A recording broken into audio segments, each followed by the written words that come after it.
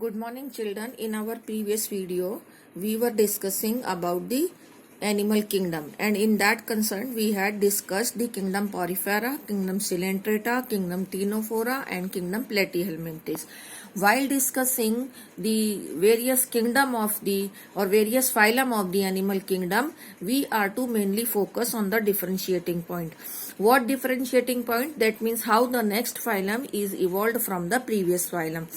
Like in phylum Porifera, that cell aggregation plan was there, water canal system is there, intracellular digestion is there, and diploblastic body wall was there, and it was asymmetrical. But when you come to the Hydra or class Coelenterata, then it is radially symmetrical, and the mesoglea, development of mesoglea has taken place, which is a slimy layer.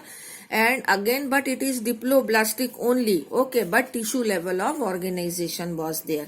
Then it comes the third one. If we are directly coming to the Platyhelminthes, that Platyhelminthes are what? They are flatworms. In them triploblastic body wall is there. That means body wall has three layers: ectoderm, mesoderm and endoderm.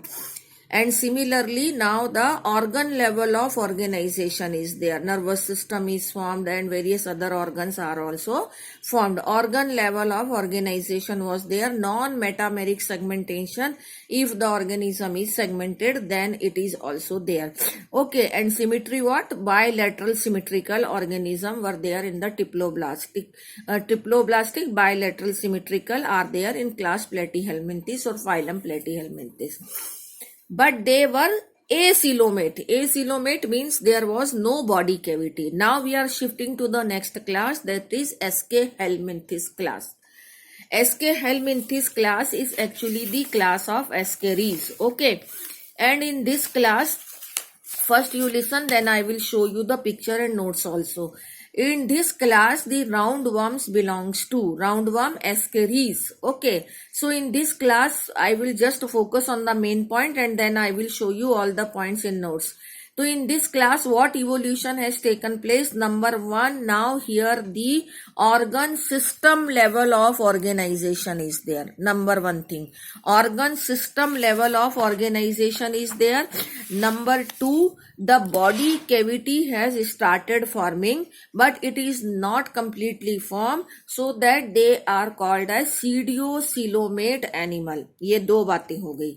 और तीसरी बात यहाँ पर, elementary canal is completely formed. Excretory system is also there with excretory pore, and they are again triploblastic. But most important point is that they are pseudocoelomate animal.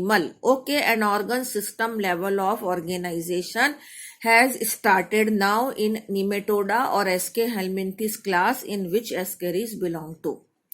Now it comes the class Annelida. I am here in this video focusing on the main point and then I will show you the notes. Again I am repeating. In class Annelida, earthworm belongs to. In this class, what all improvement or you can say the evolution has taken place. Again here the organ system level of organization, bilateral symmetry, triploblastic, but these are the first coelomate animals. In this class, the Nereis, earthworm and Nereis and leeches, these are the example of this class. In this class, the segmented animals are there and segmentation is metameric, but the most important character is they are true coelomate animals. Okay. After that, it comes the class Arthropoda.